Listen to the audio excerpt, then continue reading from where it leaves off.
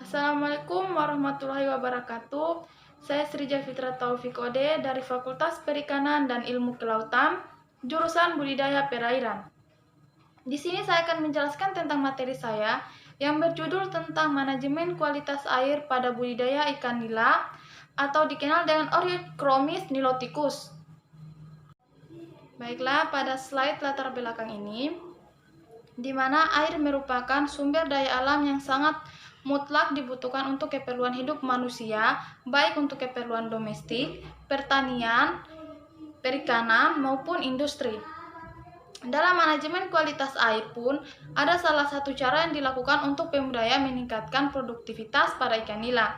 Manajemen kualitas air pun mempunyai peran yang sangat penting pada keberhasilan budidaya perairan. Pada kualitas air terdapat 3 parameter yang berperan penting, yaitu parameternya 1. Sifat fisika, sifat kimia, dan sifat biologi. Para pengelolaan kualitas air memiliki kegiatan monitoring dan perlakuan jika terjadinya penyimpangan nilai optimal pada parameter kualitas air tersebut. Baiklah, pada slide ini dapat dilihat gambar ikan nila, di mana ikan nila merupakan salah satu jenis ikan air tawar yang populer di kalangan masyarakat.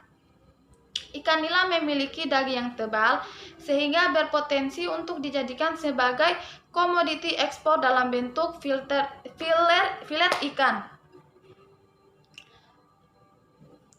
Ikan nila pun memiliki prospek usaha yang cukup menjanjikan.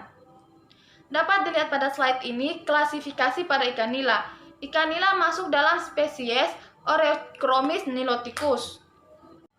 Manajemen kualitas air. Manajemen kualitas air mempunyai peran yang sangat penting pada keberhasilan budidaya perairan.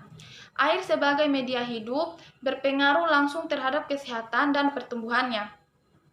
Kualitas air pun merupakan syarat yang mutlak untuk keberlangsungan budidaya untuk menghasilkan produktivitas yang tinggi. Pengelolaan kualitas air untuk keperluan budidaya sangat penting karena air merupakan media hidup bagi organisme aquaculture. Pada manajemen kualitas air terdiri dari 3 faktor, yaitu faktor fisika, faktor kimia, dan faktor biologi. Suhu adalah suhu air yang menentukan suatu kehadiran pada spesies akuatik karena dapat berpengaruh terhadap pemijahan, aktivitas, pertumbuhan, dan penetasan. Yang kedua, temperatur. Temperatur berpengaruh pada perubahan suhu terhadap proses kesesuaian pada perairan di mana habitat organisme akuatik, sehingga organisme akuatik harus memiliki batas kisaran minimum dan maksimum. Yang ketiga, yaitu kecerahan. Kecerahan merupakan karakteristik pada air di mana gabungan efek warna dan kekeruhan. Dan intensitas cahaya. Intensitas cahaya berasal dari sinar matahari yang memiliki kondisi kecerahan yang biasa diabsorpsi sebanyak 1% terhadap kedalaman 100 meter, sedangkan pada perairan yang keruh hanya bisa sampai kedalaman 10-30 meter, sedangkan perairan estuari hanya sampai 3 meter. Sedangkan sifat yang kedua yaitu sifat kimia. Sifat kimia terdiri dari pH, di mana pH atau derajat keasaman dalam aktivitas ion hidrogen pada larutan sehingga dinyatakan konsentrasi ion atau mol per I terhadap suhu atau pH. pH berpengaruh pada ikan air laut. Yang kedua, salinitas. Salinitas adalah kandungan garam yang ada di air laut yang terdiri dari 1 kg. Salinitas merupakan bagian dari faktor penentu pada keberlangsungan dan pertumbuhan pada organisme di laut. Yang ketiga, oksigen terlarut. Oksigen terlarut terjadi pada perairan alam terbuka sehingga sangat jarang ditemui perairan terbuka yang miskin oksigen. Yang keempat, amonia. Di mana amonia merupakan bagian dari bentuk nitrogen organik yang memiliki sifat toksik pada organisme budidaya sehingga dapat menyebabkan kerugian. Yang kelima, karbon dioksida atau CO2.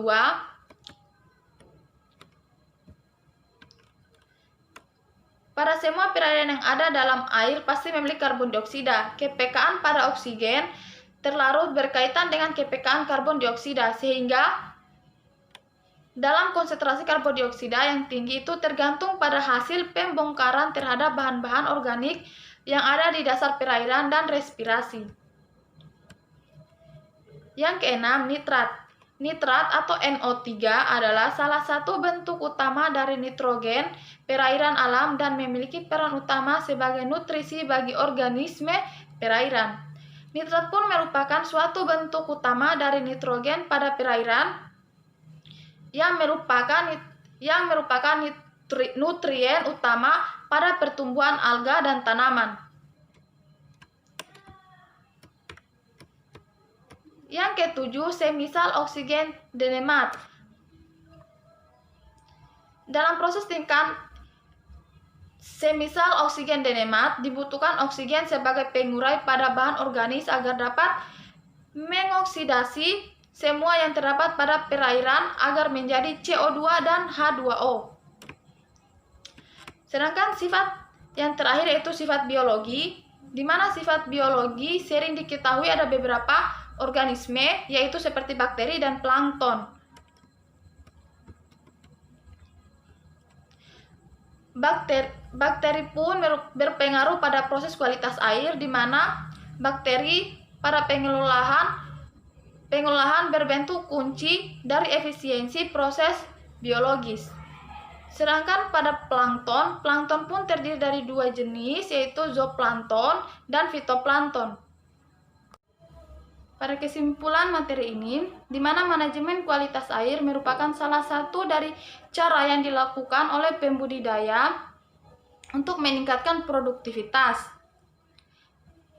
di mana diantaranya meliputi kegiatan monitoring, pengolahan kualitas air, dan perlakuan jika terjadinya penyimpangan nilai optimal parameter kualitas air. Pada parameter kualitas air pun terdiri dari tiga sifat, yaitu sifat fisika, sifat kimia, dan sifat biologi. Sifat fisika terdiri dari suhu, temperatur, kecerahan, dan intensitas cahaya. Sedangkan pada sifat kimia terdiri dari pH, salinitas, amonia, oksigen terlarut, karbon dioksida atau CO2, nitrat, dan semisal oksigen denemat. Sedangkan sifat biologi ada dua, yaitu bakteri dan plankton. Plankton terbagi menjadi dua, yaitu fitoplankton dan zooplankton. Sekian dari pemaparan materi saya. Bila ada kesalahan kata atau pengucapan, mohon dimaafkan. Wabillahi taufiq wal hidayah.